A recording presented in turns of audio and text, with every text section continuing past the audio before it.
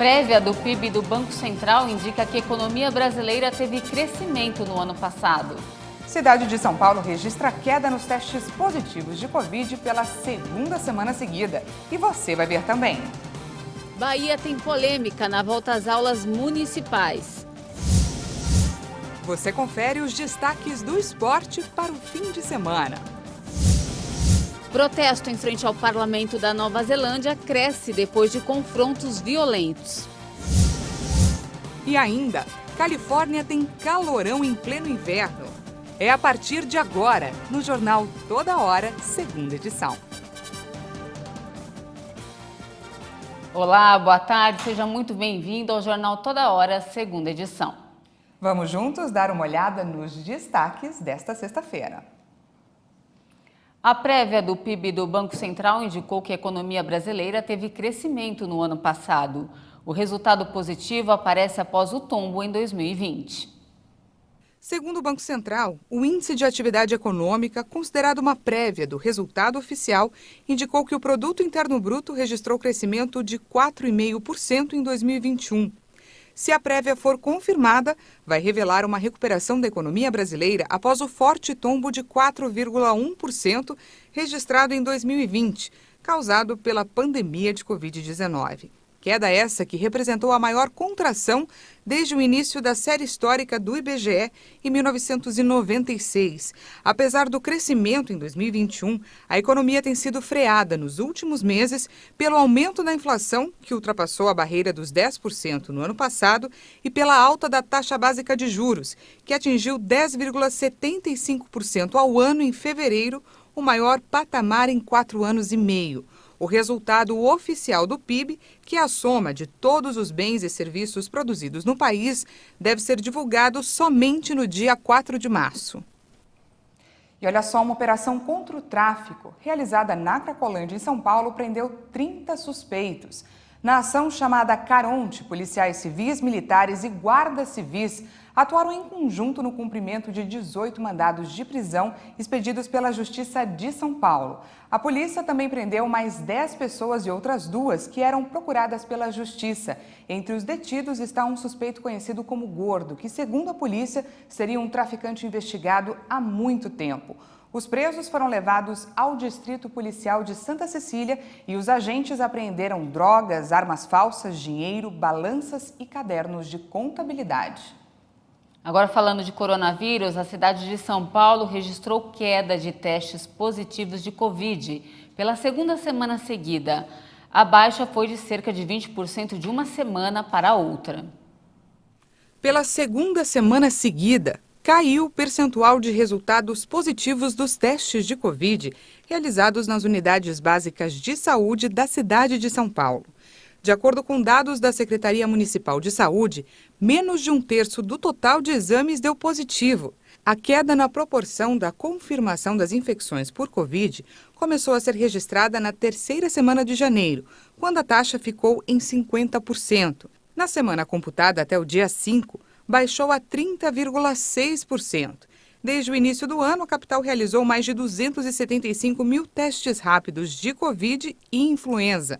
A gestão municipal também levantou a quantidade de casos que foram confirmados para Covid-19 e para a síndrome respiratória aguda grave na capital paulista, com base nos dados do Ministério da Saúde.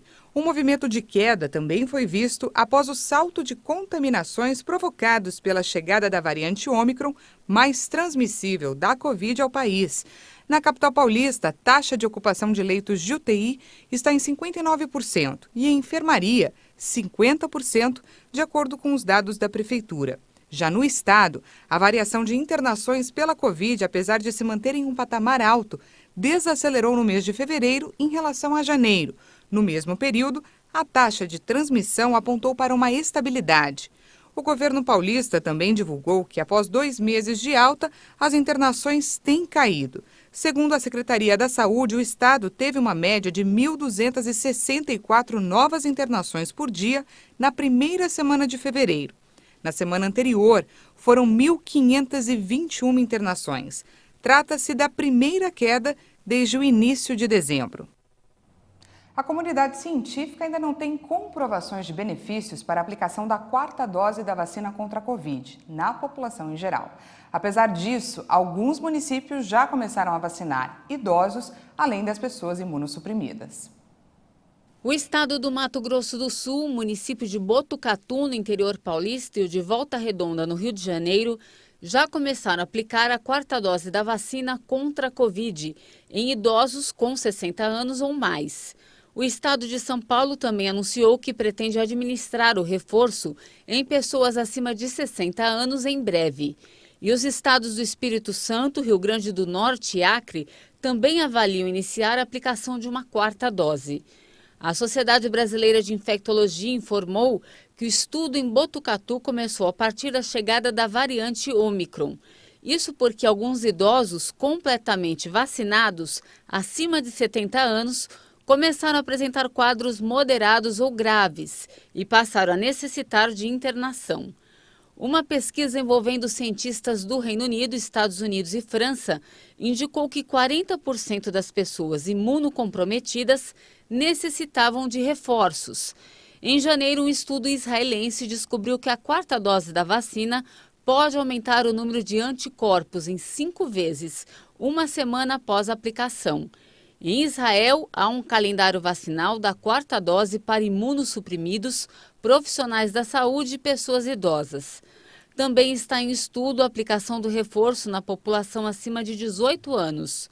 Os debates sobre a possibilidade de aplicação da 4ª dose têm se ampliado na comunidade científica, mas ainda não há consenso sobre os reais benefícios do reforço para toda a população. O Ministério da Saúde e a Pfizer fecharam um novo acordo para o fornecimento de doses pediátricas adicionais. As vacinas extras para o público infantil têm previsão de entrega ainda para o primeiro trimestre de 2022. O governo federal e a Pfizer fecharam um aditivo de contrato para 2 milhões de doses pediátricas extras contra a Covid-19. As vacinas adicionais para o público infantil têm previsão de entrega até março. De acordo com a farmacêutica, com o quantitativo extra, o número total de doses para os primeiros 3 meses do ano passa a ser de 22 milhões. Os imunizantes adicionais para o público infantil estão incluídos no 3º contrato feito entre o Ministério da Saúde e a Pfizer, firmado em novembro de 2021. E até o final do ano, a farmacêutica vai entregar 100 milhões de doses. Ainda como parte do acordo, a chance do governo brasileiro exceder em 50 milhões o número de doses acordadas até o final deste ano, o que totalizaria 150 milhões. Na Bahia, com a vacinação infantil progredindo, o retorno às aulas presenciais deveria ser um ponto positivo. Mas não é o que está acontecendo. Os pais estão tendo dificuldades em mandar os seus filhos para os colégios municipais. Vamos conferir na reportagem. As aulas na rede estadual e privada já estão acontecendo de maneira presencial em Teixeira de Freitas. Contudo, por enquanto, na rede municipal, o aprendizado continua sendo passado de maneira remota. A decisão tem sido questionada por um grupo de pais. As crianças particulares estão estudando normalmente, as aulas voltou. Do estado também. Eu tenho 2 filhas, né, e um filho. As minhas 2 meninas daqui a pouco vão para a escola, né? E o meu filho não vai. Então, assim, ele fica me perguntando, mãe, por que minhas irmãs vão retornar à escola, estão estudando e eu não? Então, fica aquela... Eu comuniquei hoje isso com eles aqui, que é chato, é triste para nós pais ter que responder essas perguntas para as crianças, porque eles não entendem. Andréia é quem lidera o movimento. Ela é graduada em neuropsicopedagogia clínica e percebeu, como professora, as dificuldades psicológicas, psicomotoras e de aprendizado enfrentadas pelas crianças por estarem longe das salas de aula. Porque a saúde mental é importante, né? As crianças precisam de uma saúde mental e também tem a interação, né? As crianças precisam interagir, principalmente crianças da educação infantil. Como essas crianças da educação infantil vai trabalhar o eu, né? A coordenação motora, os movimentos, tudo isso, como é que vai chegar para ser alfabetizada se ela não adquiriu todos os processos básicos para uma boa alfabetização. O filho de Dilma, de 9 anos, também têm sofrido com o ensino à distância. O ensino não está sendo legal, o ensino remoto, não existe, não tem qualidade, entendeu? Aí estão alegando que as escolas estão em reforma, só que nós queremos que volte às aulas, entendeu? Aí queremos o quê? Que padronize as escolas municipais da mesma forma das escolas estaduais e particulares, com álcool gel, com aferimento de temperatura, entendeu?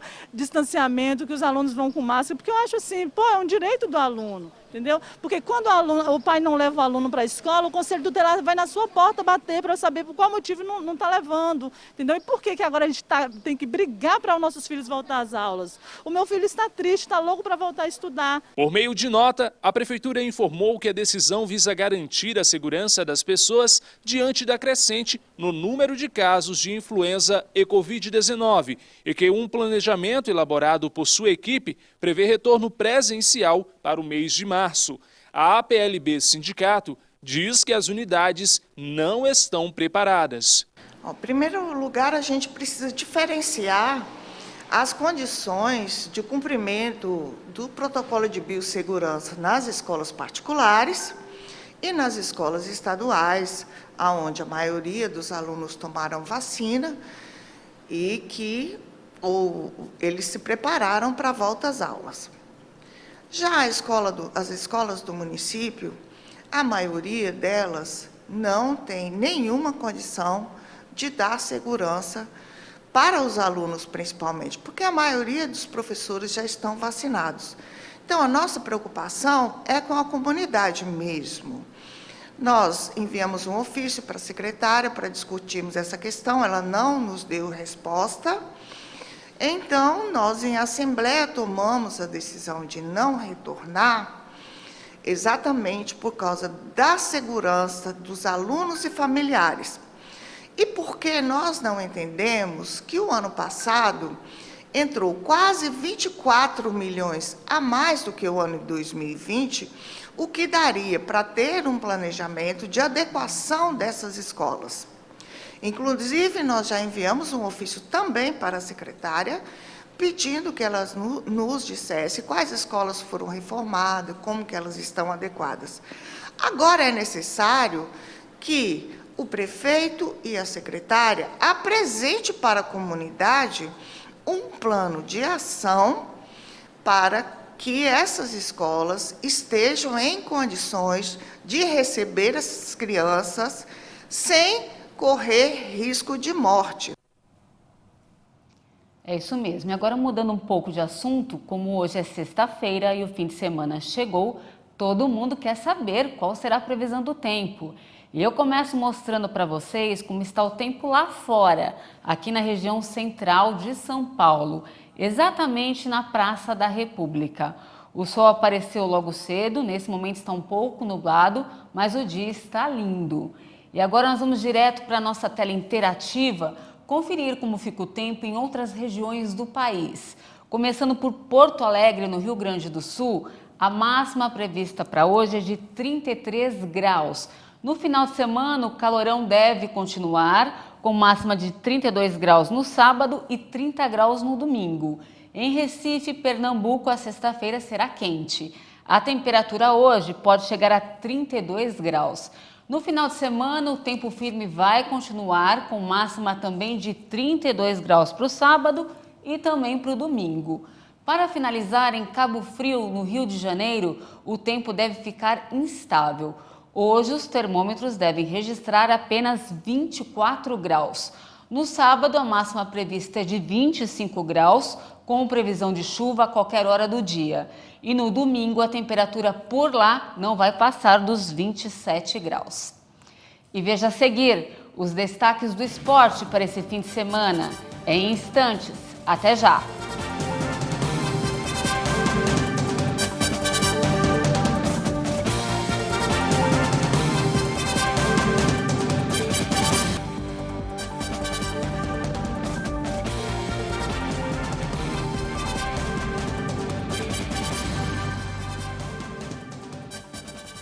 E já estamos de volta ao vivo, agora 1h18 pelo horário de Brasília. E como é sexta-feira, hoje nós temos uma novidade, né, Dani, para os nossos telespectadores. Pois é, a partir de hoje vocês vão conferir os destaques do esporte. E quem traz os destaques para a gente é o nosso repórter Leonardo Félix. Boa tarde, Leonardo. Boa tarde, Patrícia. Boa tarde, Daniela. Todos que nos assistem aqui na Hit TV, no Hit Notícias e no YouTube. Atenção, palmeirenses, está chegando a hora, é amanhã, a partir de 1h30 da tarde, pelo horário de Brasília. O Verdão vai buscar o título mundial de clubes da FIFA lá nos Emirados Árabes. E o adversário é o Chelsea da Inglaterra. O volante Jorginho do time inglês revelou que foi rejeitado em um teste das categorias de base do Palmeiras quando tinha 12 anos. O jogador brasileiro, naturalizado italiano, acredita que a vitória do Chelsea. E para que isso aconteça, a equipe vai estar focada, humilde e preparada. Afinal de contas, o Palmeiras é um adversário muito duro e difícil, segundo ele. Lá no time de Londres, algumas indefinições em relação à escalação. O goleiro que vai para o jogo vai ser definido. O Kepa, o espanhol, jogou na primeira partida, mas retornou o senegalês Mendy. E o Meia Monte também pode aparecer entre os 11 titulares. Outra indefinição é quem vai comandar a equipe no banco de reservas. O alemão Thomas Tuchel testou positivo para a Covid no último sábado e ainda não chegou a Abu Dhabi. Já no Palmeiras, a tendência de manutenção do time que venceu o Al-Ahly na semifinal. O Everton, Gomes, Luan e Piquerez, Marcos Rocha, Danilo, Zé Rafael Scarpa, Veiga, Dudu e Rony. E o comitê organizador do Mundial de Clubes acabou de anunciar que liberou 100% da capacidade do estádio Mohammed bin Zayed para a final do torneio, entre o Palmeiras e o Chelsea. O mesmo vai valer para a disputa do terceiro lugar, entre o Al-Ahly do Egito e o Al-Ain da Arábia Saudita. E as semifinais da competição, a capacidade estava em 80% como medida protetiva contra a disseminação da Covid-19. E falando agora de surf, teve dobradinha brasileira nas ondas de Nazaré, em Portugal. O surfista brasileiro Lucas Chumbo conquistou nesta quinta-feira o torneio de ondas gigantes da WSL. E entre as mulheres, a Maia Gabeira brilhou mais uma vez lá em Portugal e garantiu o lugar mais alto no pódio. Lucas Chumbo venceu pela segunda vez com a melhor performance na competição de ondas gigantes organizada pela World Surf League. O atleta de Saquarema, na região dos Lagos Fluminense, também garantiu o tricampeonato de equipes ao lado do português Nick Von Hoop.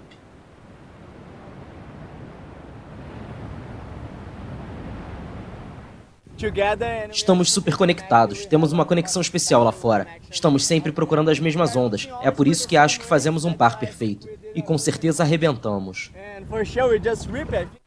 Entre as mulheres, a francesa Justine Dupont, grande favorita após vencer a edição anterior em dezembro, teve que deixar a disputa após se lesionar ao final de uma onda. Melhor para Maia Gabeira, que garantiu mais um título para o Brasil. A surfista é detentora do recorde mundial feminino da maior onda já surfada, com 22,4 metros, também em Nazaré, em fevereiro de 2020. Bem, a gente fica por aqui com o esporte e eu deixo aí o programa para seguir com você, Patrícia e Daniela. Uma boa tarde a todos. Obrigada pelas informações, Léo, e até a próxima sexta. No destaque internacional, o protesto em frente ao Parlamento da Nova Zelândia cresceu nesta sexta-feira, depois de confrontos violentos no dia anterior entre a polícia e manifestantes contrários às restrições sanitárias pela pandemia. Um ambiente festivo prevaleceu na mobilização no centro de Wellington, onde foi instalado um improvisado acampamento da liberdade, com música e dança enquanto a polícia observava as barricadas. Ainda que a área esteja isolada e em tese fechada ao público, o número de manifestantes passou de 250 para cerca de 1.500 na noite anterior. Na última quinta, confrontos violentos eclodiram no local, quando policiais tentaram desmantelar o protesto. Os manifestantes estão acampados há 4 dias do lado de fora do parlamento, em atos inspirados nos caminhoneiros canadenses. Eles são contrários à obrigatoriedade da vacina contra a Covid-19 para alguns setores profissionais e o certificado de imunização para entrar em locais como restaurantes e eventos esportivos. Pelo menos 20 pessoas morreram, incluindo uma menina de 4 anos, e 30 ficaram feridas quando um ônibus caiu em um abismo em uma estrada rural remota no norte do Peru. O acidente na região dos Andes expõe a insegurança histórica das rodovias peruanas. Um grave acidente em uma estrada rural no norte do Peru. A queda de um ônibus em um abismo de 100 metros deixou muitos mortos e dezenas de feridos na região de La Libertad. O mau estado da via obrigou uma manobra brusca do motorista, o que fez com que o ônibus se desviasse e capotasse. O acidente só foi percebido horas depois devido ao afastamento de Tayabamba, uma das cidades andinas mais remotas daquela região costeira. De acordo com a Gerência Regional de Saúde de La Libertad, o ônibus da empresa de transporte Picaflor Tours fazia o trajeto entre Patás e Trujillo. Apesar da distância ser de 340 quilômetros, a viagem de ônibus leva 14 horas. Os acidentes nas rodovias peruanas são frequentes devido ao excesso de velocidade, ao mau estado das vias e à falta de controle por parte das autoridades. A tensão entre Washington e Moscou chegou ao nível mais alto desde a Guerra Fria. Diante de uma temida invasão russa na Ucrânia, Joe Biden pediu que cidadãos americanos deixem a região. O governo russo nega ter planos de atacar a Ucrânia, mas concentra mais de 100 mil soldados perto da fronteira com o país. A embaixadora dos Estados Unidos nas Nações Unidas, Linda Thomas-Greenfield, já afirmou que trabalham para desencorajar os russos de escolher o confronto.